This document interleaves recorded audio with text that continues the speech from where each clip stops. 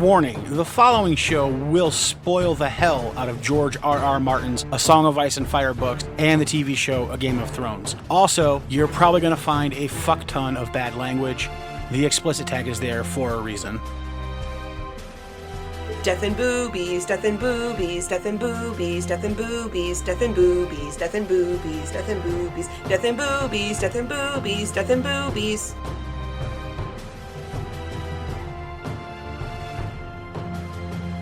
Hello and welcome back to the Ironwood Network Book Club. I'm your host, Septa Ironwood. With me, as always, is Maester Ironwood. How are you doing today? Fantastic. You're lying. It's day 4,633 of lockdown, I think. Somewhere around there. You can't say that. You work from home. That's true. I do. So not really much has changed for me. No. On brighter side, I did make Septa watch Stephen King's The Stand, and she's currently going to start reading the book as well because the book. I'm also reading Under the Dome. Way better. She's also reading Under the Dome, and I introduced her to the first episode of the TV show Under the Dome this morning. Yep. Last night we watched Contagion. Yes. That was eerie. Yeah. I had seen it years ago. I forgot how accurate, exactly similar it is to what's going on right now. Mm-hmm. Holy shit. Mm-hmm. That's pretty crazy. So we have plenty of downtime on our hands. Oh, a lot of downtime. Yeah, considering I can't go do the things I normally go do. So I'm stuck at home with him. And so much downtime. So lots of podcasting coming up. Mm-hmm. So much downtime. All right. It's chilly in here. Can we shut the window? Or are you okay? I'm fine. I opened it for Mouthy earlier. Oh, yeah, he likes to cry at the birds. Yeah. So did it pick up the train? We'll just wait for 2 minutes and see. All right. So, train gone. Yep. Back to the episode. Oh, sorry. Kick me, why don't you? Yeah, sure. All right. So, Septa. Yeah. Aside from lockdown, what are we here to talk about today? Brienne. Brienne 4. Yep. A Feast for Crows. One of the better Brienne chapters in this book so far. Lots of pages. A lot of pages. A lot of walking. Yep. A lot of horse riding. Lots of people. Few things to actually talk about. A few important things. You'll have to tell me what they are because I did not find. All right. So in this chapter, we have a couple of my, as people routinely listen know, my favorite topics to discuss when discussing these books. First, we have Lightbringer / Azor Ahai. Right. To talk about. And we have some Lovecraft to talk about. The Squishers? The Squishers. Okay. That is directly from Lovecraft. When he described the Squishers, I was thinking of that guy from Hellboy. Have you ever seen Hellboy? No. All right. You'll have to bring up a picture, but he's a humanoid fish creature. Okay. And he has eyeballs in his hands. Alrighty then. You'll have to look him up. All right, maybe I will. All right, so let's do a haiku. Yep. And then a brief synopsis. And then you tell me why you love this chapter so much. Because you're going to start by describing what's going on. You're synopsizing. Yeah, so. okay. So the synopsis is... You got a haiku first. Oh, that's right. I have a haiku first. Well, then stop talking. I was already there. Come on. Sorry. God. All right. The haiku. It's a long road, sir. Lady, whatever you are, and death at the end. Yes, just not Brienne's death. Spoilers. Oh, please. Brienne doesn't get to die. All right. So the synopsis for this chapter is pretty straightforward. Brienne, Pod, and Nimbledick are on their way to Cracklaw Point, and this chapter is their walk there and what happens when they arrive. Yes. As he tells Brienne that he sent a fool with 2 maidens to Cracklaw Point. So they should still be there when they arrive. Yes. And that is basically the what happens in the chapter. It's their progress to Cracklaw Point and what happens when they get there. Yes. All right. So let's start with the trip. Last leg of the journey. I guess the trip there. All right. So it's pretty uneventful. Yep. They're following the cliff road. Yes. And really the only thing that's going on in here that we need to talk about is it's raining the whole time. Yes. Very much like it is here. Yep. And Brienne does not trust Nimbledick, and therefore will not let him sleep in the same room as her and Pod. Well, she has good right to. Right.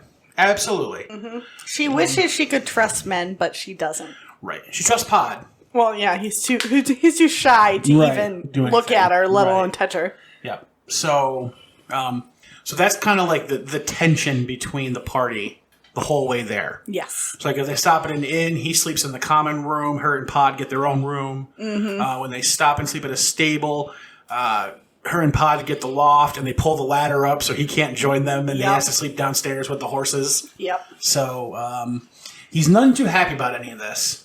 Oh, wow. Now, she's concerned that he's a rapey raper because that's a guy, and that's who she's run into all across this world. Mm-hmm. Also, that he's going to try to steal her money. Yes. And tell us, is she just in this? Absolutely, because after there's no more inns and barns to sleep in, they end up sleeping under the stars one night, and Brienne, in her smart wisdom, filled her coin bag with flour. And some pennies. And some of the smallest pennies and stars and stuff like that. And while she's taking a piss, Podrick catches him trying to, quote unquote, make sure she had the gold she promised him. Right. And is caught white-handed. Yep. Absolutely. So that was really smart on her part. Yeah, and she tells him, "No, I keep the important stuff on me, on myself." Yeah. You idiot. Yes. So as he's like covered in flour, like, what is this shit? I don't know what you're talking about. He's got the white-handed Sauron on his face. Right, exactly. So so Nimbledick is not as nimble as Nimbledick thought he was. Yeah. Brienne outsmarted him. I thought that was actually really... Yep. That was perfect. Yeah. All right. So because she wasn't going to cook with the flour. Yeah. Absolutely. She bought it the day before they left town. Yeah. So.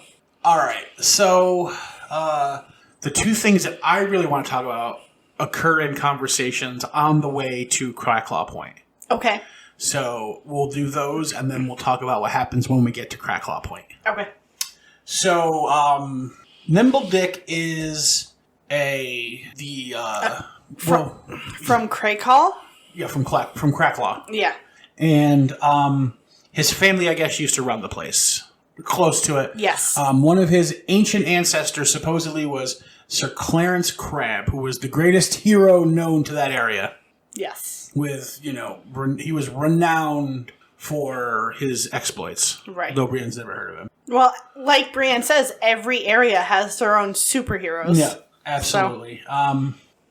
But Brienne disagrees as to who the greatest knight of all time was. Yeah, because hers is somebody the perfect or something like that. Well, the perfect knight. Yeah. Sir Galladon of Morn. Yes. Is the ancient knight who she idolizes. Who had a sword, I expect you're going to talk about. So here is the description. Sir Galladon was a champion of such valor that the maiden herself lost her heart to him. Pay attention. Mm-hmm. She gave him an enchanted sword as a token of her love.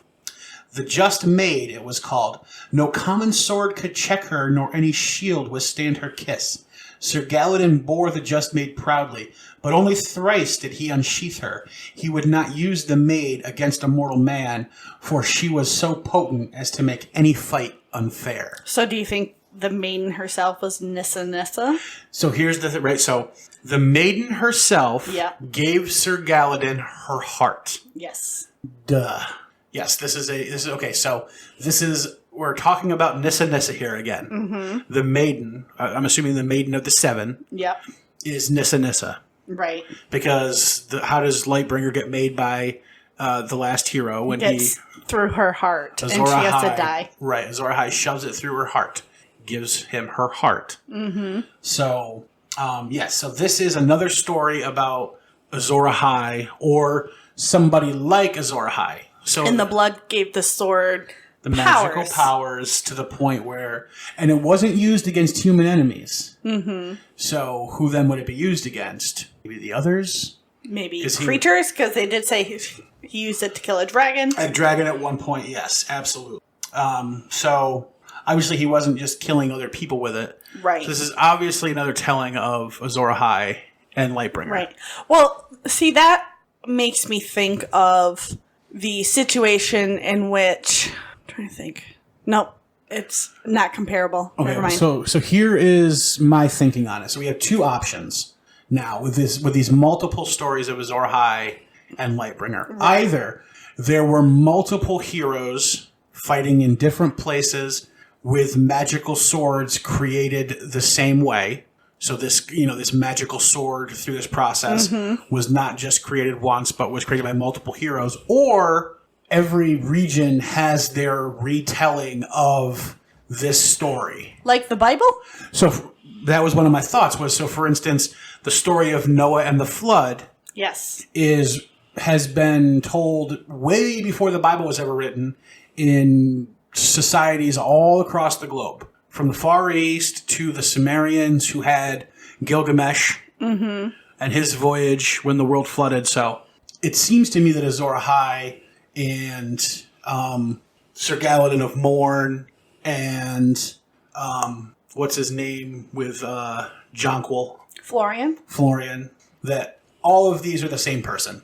I would say most likely these are all the same person, and the surviving people from that last battle took the story back with them to wherever they settled after the fight, and the story became their individual story in their region over time. Different. Right. So I think that they're all the same person. I like that theory. Yeah. I'm going to definitely go for that one. Okay. Because much like the stories of the flood in Noah's Ark, there's no proper recordings of multiple floods. Right. There's just one recording of an actual flood. Right. So. Well, there's no real recording. There's people telling stories. Right. But the geography has proof of floods that have happened like that. May not have been that exact flood that's in the Bible. Does that make sense, what I'm saying? Yeah. So, we know, for instance, that at one point the Mediterranean had dried and then reflooded. Yes. We know that at one point a lot of North America flooded. Yes. Very likely was the same time. Yes. Probably the end of an ice age. Right. When you have a ton of water being released, and we lost roughly, 300 to 400 feet of coastline. Right. Outwards. Yeah. So, and where do people build society? Almost always. On the coastlines. On the coastline, at the edge of water. Mm-hmm. Because of transportation, because of fishing, because of any trade. Number of reasons you build your society. There's a reason our biggest cities are all on water. Mm-hmm. Whether it be Chicago on the Great Lakes, whether it be New York City, whether it be Washington, D.C., whether it be Los Angeles or Seattle, Houston, they're all on big bodies of water. New Orleans, yeah. Yeah, they're all on big bodies of water. So it would stand to reason that ancient humans would have also built their civilizations near the edge of water, which means that if the coastline, 300 to 400 feet of it, went underwater in a massive flooding of the earth, that happens everywhere. Mm-hmm. To every society that has built their civilization within that 300 to 400 feet. Right. So everybody gets flooded out. Yep, everywhere, not just one continent. Right, and that's why every civilization we can find writings from has their own flood story. Yep. And they're strikingly similar. Yes. So, yep.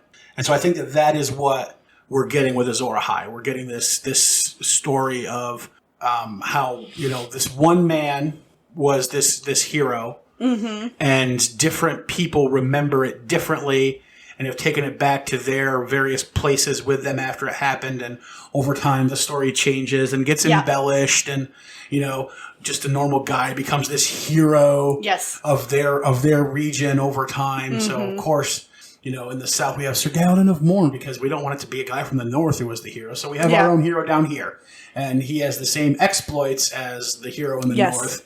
And it's really just the same person. Yep. Lost to myth over time. Yep. And I think that's what we're dealing with now. I completely agree. So that was cool. I like chapters where we get some interesting information regarding Azor Ahai. The next thing I really wanted to talk about is the Squishers. The fish people? Yeah. So what are the Squishers? They are fish people. Yep. They're humanoid, They have webbed fingers and toes. They are white from having to live in the water. Yep. And instead of hair, they have scales. Yes. They rape and reproduce with women they capture. Yes, indeed. And they kill the men. Yes. So it's the exact opposite of the others. Yes. So, Septa can verify I have pulled up one of my favorite H.P. Lovecraft novellas on Wikipedia. Yes. The Shadow over Innsmouth? Innsmouth. Okay. So in The Shadow over Innsmouth, a young man is sent to a small coastal town, a fishing town, Okay. to investigate what's going on. And what he finds So is what's going on? what's happening. Yeah. People are disappearing. Nobody's hearing from people. So Are they all the same types of people or all just random people? They're not like the same hair color or the same gender? Or yeah, it's a town. It's a community. By the way, read this novella. It's really good. It's fantastic. One of my favorite Lovecraft pieces. Right up there with Into the Moons of Madness, Okay. or Mountains of Madness. Moons of Can't Madness. talk. M-O-O-N! Saying that's the thing. Reading my fucking stand. M-O-O-N. That spells mountains. Laws, yes. But anyway, so what he finds there is a race of fish people that are humanoid shaped that create hybrids by breeding with human females. And they create hybrids that have now taken over this town of Innsmouth. And it's related to, they're called Deep Ones, and they're part of, and a great part of, the Cthulhu mythos. So highly recommended for people to read. Maybe as a bonus episode, since we have so much time going on right now. Yes, we do. Maybe I'll have Septa read The Shadow over Innsmouth. Put it on my Kindle. It's not that long. And then we'll talk about it for a bonus episode. Put it on my Kindle. Okay. We will do that. Because I'm not tech illiterate and I don't know how to put books on my Kindle that So aren't free. I was very happy to come across Squishers Yes. in this chapter. You got two of my favorite things in this story all packed into one chapter. Mm-hmm. Maester's a happy guy. I just think of the fish guy from... I've never seen it, so... Oh boy. Yeah. You should Google what he looks like. I'll look him up at some point. Okay. All right. He's very intelligent. He loves to read. Okay. All right. So, now, Yes. Septa, what happens when we finally arrive at Cracklaw Point? So it is a tumble-down castle. Literally tumbled down 50 feet into the water. The tower collapsed into the water, into the bay where the not traders, what is the word?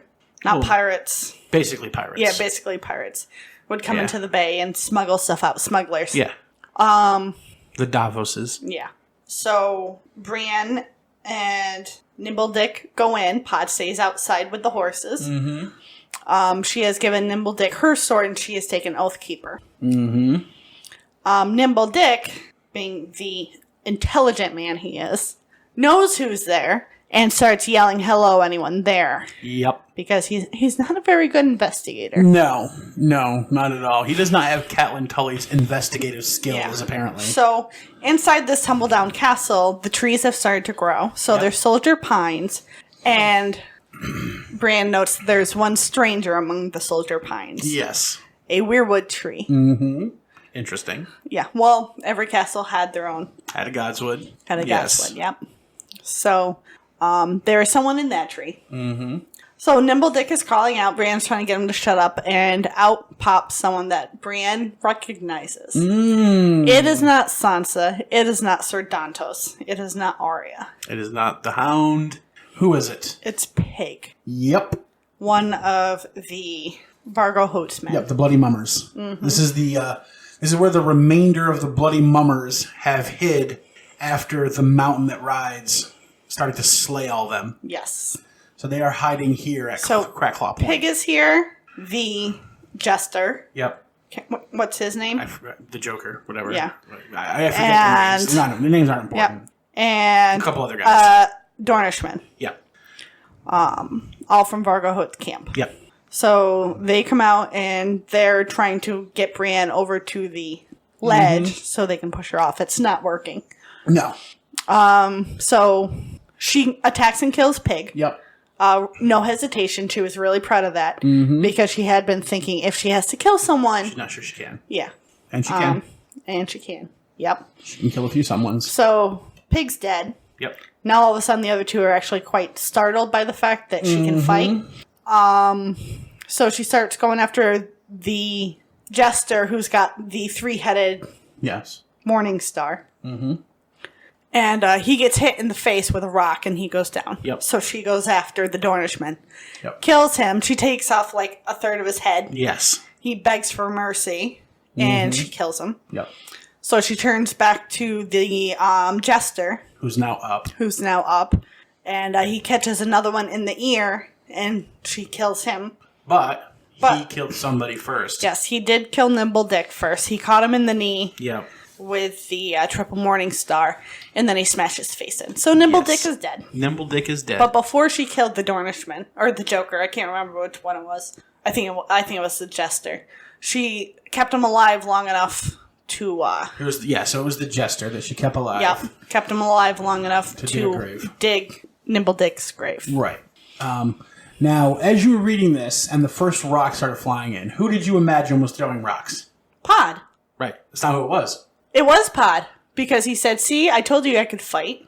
Oh, see, I thought it was... No, it was Pod. I thought it was both of them. No, it was Pod. All right, well... Pod's got really good aim. He does, apparently. Yeah, he should play baseball. Yeah, all right. So as she throws Nimble Dick into his grave, she throws 2 gold on him, and somebody appears on the wall. Yes. Who's followed her? Sir Hyle. Sir Hyle. He is mentioned in the beginning of the chapter. We did not mention it. Yeah, we didn't need to, but... He was like 3 or 4 miles behind them. Yep, and now he's there. Yep. Followed Sitting her on the all wall. The way there. Yep. He was told, I was told to follow you, and if you came across Sansa, to take her to Maiden. Right, take her back. Yep. But I see you have not found Sansa. Nope. And did a pretty good job of killing all these guys. Yep. So he comes down and helps her bury Nimble Dick. Yep. And that's the end of the chapter. That is the end of the chapter. Yep. It was pretty cool. Now, good for Brienne. One thing to talk about in the fight. Oh. One little line that we've talked about in other things. Okay. So here is the beginning of the fight where she attacks Pig. Okay. When she attacks the Dornishman. Okay. He was better than Pig, but he had only a short throwing spear, and she had a Valyrian steel blade.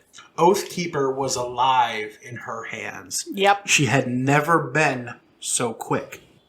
Well, Oathkeeper does have blood in it. And it's Stark's blood. Yes. And Lady's blood. Yes.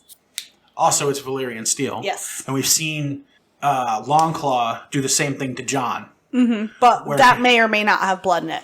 Right, but it's still I'm of the belief that all Valyrian steel has blood in it from when it was originally forged. Well, that was what my original comparison was going to be when you were talking about the sword from the story. Mm-hmm. I was going to compare it to Longclaw when Jon was surrounded by the wildlings. Yes. At the castle. Absolutely.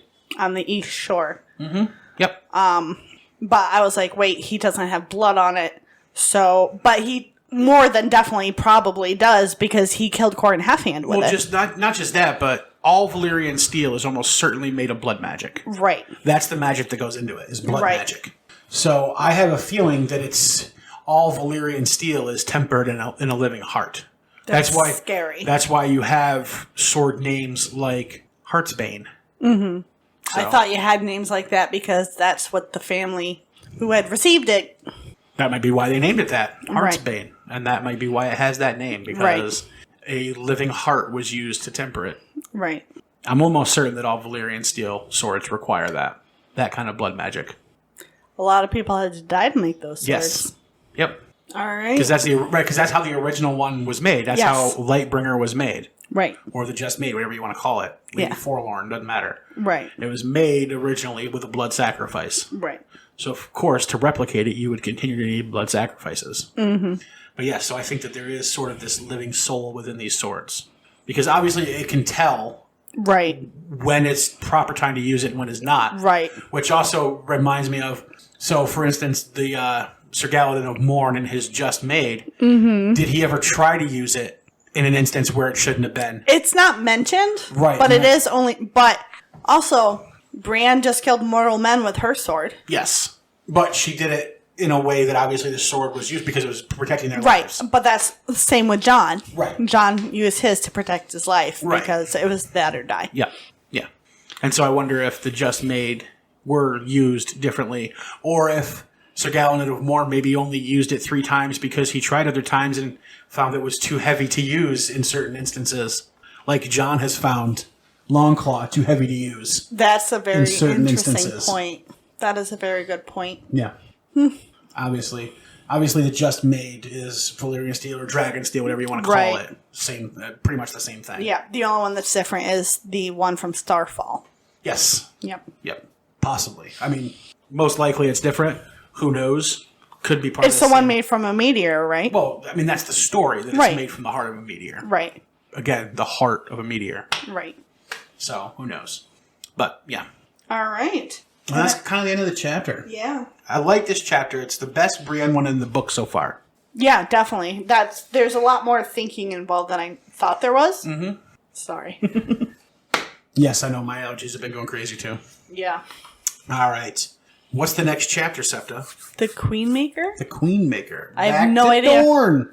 Oh, yes. Okay. Back to Dorne. I have not read this chapter yet. I'm officially at the point where I have not read further in the book. All right. So I will try and spend some of my quarantine time getting ahead of ourselves. You don't need to get ahead. Yes, you do. No, you don't. No? No, you can stay right on pace. Okay. You can stay right on pace. That's fine. All right. You just wanted to be ahead. You don't need to be ahead. I do like to be ahead. You don't need to be. All right. We do need a title for this chapter. Did you have any ideas? I had one. I'm trying to think of what it was. I can't remember. It's something about the Tumble Tower. Okay. I had one. Suck my sword. Yeah. Let's go for that. All right. Lick the blood off of it. Alrighty then. So, next episode on Friday is the Queenmaker. Yep. Look for a bonus episode of The Shadow over Innsmouth. No guarantees, times, or anything. Within the next couple weeks. Yep. Look for that bonus episode. It'll be for everybody. I never made that YouTube video for you guys. Yeah, she's a slacker. This whole quarantine has so thrown me off my game. So, she will also make that YouTube video. I will make her do it. She's got 3 days off in a row right now. Well, maybe. Maybe. 2.5 probably. Work. Right. So 2.5 probably. And then 5 after that. So yeah. 5 in a row after 2 days of work. So for now, we'll see how that lasts. We're if we're at peak cases in New York, maybe not at that point, but yeah. Who knows? So we'll definitely get you The Shadow over Innsmouth. I'll definitely make her make that video that she promised you guys. I'm sorry, guys. And then we're also going to be doing some of the sports movie episodes here this week to be released. We're going to be doing Little Big League, Remember the Titans, and Tin Cup. Yes. So we can release those. So you guys have more audio listening stuff while you're locked indoors. Yep. Let's see. For everything, how to support the show, all that good stuff, check out our website, IceAndFirePod.com. And we'll catch you guys again on Friday. So goodbye. Bye.